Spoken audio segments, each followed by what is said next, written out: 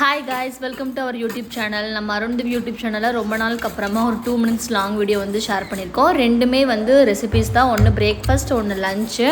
Breakfast வந்து ஹெல்த்தியாக start பண்ணிடலாமா? அதுக்கு முன்னாடி நம்ம சேனலை சப்ஸ்கிரைப் பண்ணி சப்போர்ட் பண்ணுங்கள். உங்களுக்கு பிடிச்சிருந்தா கமெண்ட் பண்ணுங்கள், உங்கள் ஃப்ரெண்ட்ஸ்க்கும் ஷேர் பண்ணுங்கள். வாங்க வீடியோக்குள்ளே போகலாம். ஃபஸ்ட்டு 2 வெள்ளரிக்காய் வந்து துருவி ஒரு பவுலில் வந்து எடுத்துட்டேன். அதுக்கு ஸ்பைசஸ்க்கு வந்து பச்சை மிளகாவும் பூண்டும் வந்து இடித்து ஆட் பண்ணியாச்சு. வேறு எதுவுமே வந்து காரத்துக்கு நம்ம ஆட் பண்ண மாட்டோம்.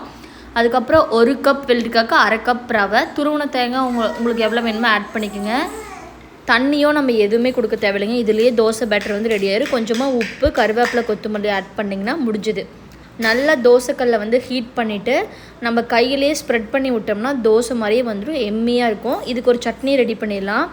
நானும் இது யூடியூப்பில் தான் பார்த்தேன், எனக்கு நல்லா வந்துருந்துச்சு, அதனால தான் உங்களோட ஷேர் பண்ணுறேன். அதுக்கப்புறம் வந்து பார்த்திங்கன்னா இந்த சட்னிக்கு வந்து கருவேப்பிலை, கொஞ்சமாக வந்து புதினா, கொத்தமல்லி, அதுக்கப்புறம் வந்து பொட்டுக்கடலை, அதுக்கப்புறம் கொஞ்சமாக ஜீரகத்தூள், உப்பு போட்டு பச்சை மிளகா போட்டோம்னா சட்னி ரெடி. சூப்பரான பிரேக்ஃபாஸ்ட்டுங்க. லஞ்சுக்கு அப்படியே பார்த்தீங்கன்னா கத்திரிக்காவை குட்டி குட்டியாக கட் பண்ணி எண்ணெயிலே நல்லா வணங்க விட்டுருங்க, ஃபுல்லாக வெந்துடணும்.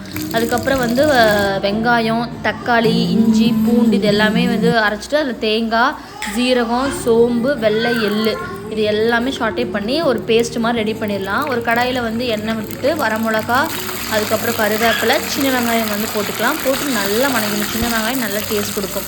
அதுக்கப்புறம் மறுபடியும் அந்த பேஸ்ட் இதில் வந்து முக்கியமே அந்த வெள்ளை எள்ளு. நான் வந்து கொஞ்சமாக முந்திரி ஆட் பண்ணியிருந்தேன். அந்த பேஸ்ட்டு சூப்பராக இருந்துச்சுங்க. டேஸ்ட்டு குழம்புல நல்லா கொதி வந்ததுக்கப்புறமா ஒரு குட்டி சைஸ் புளி வந்து தண்ணியில் ஊற வச்சுருக்கேன், அதையும் கரைச்சி ஊற்றினா அப்புறம் கத்திரிக்காவை போட்டிங்கன்னா குழம்பு வந்து ரெடி. தேங்க்ஸ் ஃபார் வாட்சிங். பை.